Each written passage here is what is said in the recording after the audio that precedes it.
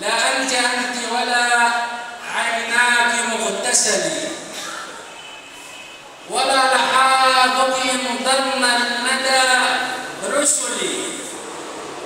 ولا لماك نمير من لقى شغفي، ولا لقاؤك راح تشتهي قبلي، ولا خيالك يسري في مخيلتي، ولا وصالك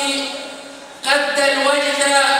من قبل مضغاط منك في أحداق شادرتي، وحلق الصد يا ريانة المقل، وحوم اللحم حول الثغر مضطربا